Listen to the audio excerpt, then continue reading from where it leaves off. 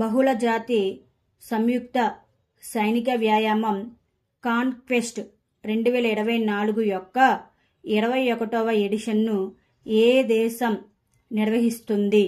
Mongolia దేశం.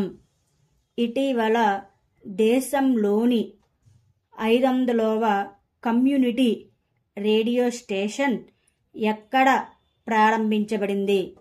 ఐజ్వాల్.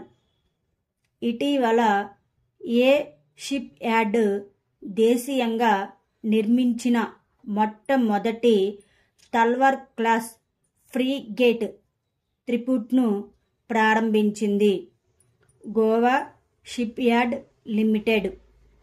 ఇటీవల వార్తల్లో చూసిన ఎన్పిఎస్ వాత్సల్య పథకం ప్రాథమిక లక్ష్యం ఏమిటి?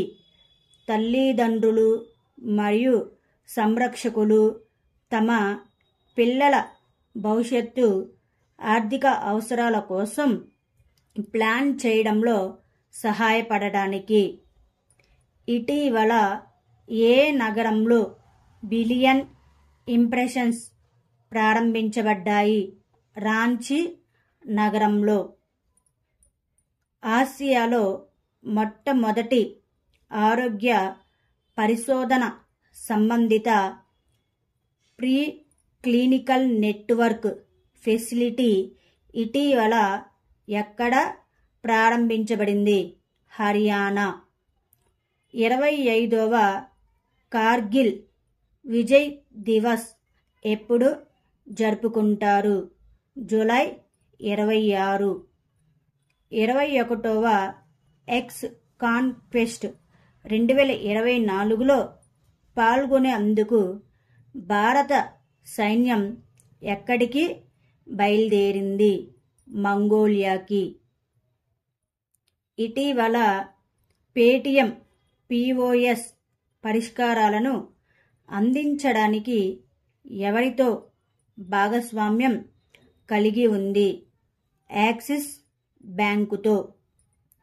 వరల్డ్ లీడర్స్ సమ్మిట్ 2024 ఇటీవల ఎక్కడ జరిగింది? లండన్.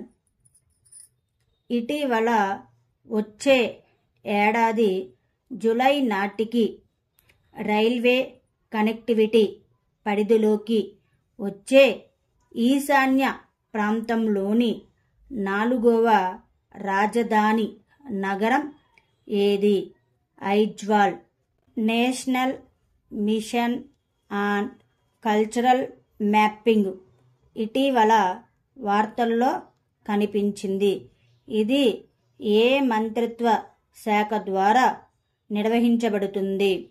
సాంస్కృతిక మంత్రిత్వ శాఖ ద్వారా. ఇటీవల వార్తల్లో చూసిన ఎంఎస్ఎంఈ టీమ్ ఇనిషియేటివ్ యొక్క ప్రాథమిక లక్ష్యం ఏమిటి? ఓఎన్డీసీ ప్లాట్ఫామ్లో 5 లక్షలు ఎంఎస్ఎంఈలను ఆన్బోర్డ్ చేయడానికి. ఇటీవల వార్తల్లో కనిపించే కార్బన్ బోర్డర్ అడ్జస్ట్మెంట్ మెకానిజం ఏ సంస్థకు సంబంధించింది? యూరోపియన్ యూనియన్ సంస్థకు సంబంధించినది. ఇటీవల వార్తల్లో పేర్కొన్న డిజిటల్ పోస్టల్ ఇండెక్స్ నెంబర్ యొక్క ప్రాథమిక లక్ష్యం ఏమిటి? భారతదేశంలో ప్రామాణీకరించబడిన జియో కోడెడ్ అడ్రస్సింగ్ సిస్టమ్ను స్థాపించడానికి. ముద్ర యోజన కింద రుణ పరిమితి ఎంత పెరిగింది? 20 లక్షలు. కేంద్ర బడ్జెట్ 2024-2025లో ఖేలో ఇండియా చొరవ కోసం ఎన్ని కోట్ల రూపాయలు కేటాయించారు?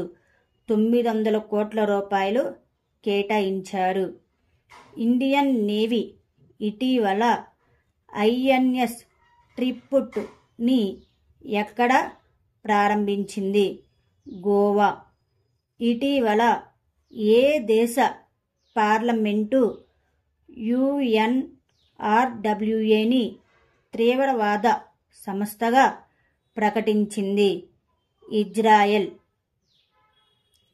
పరీక్షల్లో అన్యాయమైన మార్గాలను నిరోధించే బిల్లును ఇటీవల ఎవరు ఆమోదించారు? అరుణాచల్ ప్రదేశ్ వాళ్ళు. టీబీ రహిత మున్సిపాలిటీలను సాధించడానికి ఏ రాష్ట్ర ప్రభుత్వం ఇటీవల ప్రాజెక్టు స్వస్థ నగరం ప్రారంభించింది?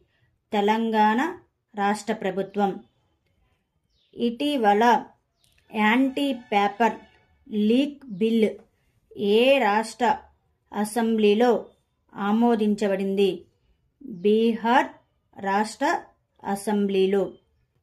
ఇటీవల విడుదల చేసిన FAO నివేదిక ప్రకారం గ్లోబల్ ఫారెస్ట్ ఏరియా విస్తరణలో ఎవరు అగ్రస్థానంలో ఉన్నారు?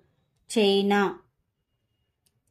గ్లోబల్ సౌత్ ఇన్నోవేషన్ ప్రోగ్రాం కోసం నీతి ఆయోగ్ ఇటీవల ఎవరితో కలిసి పనిచేసింది? విప్రో వాళ్ళతో కలిసి పనిచేసింది.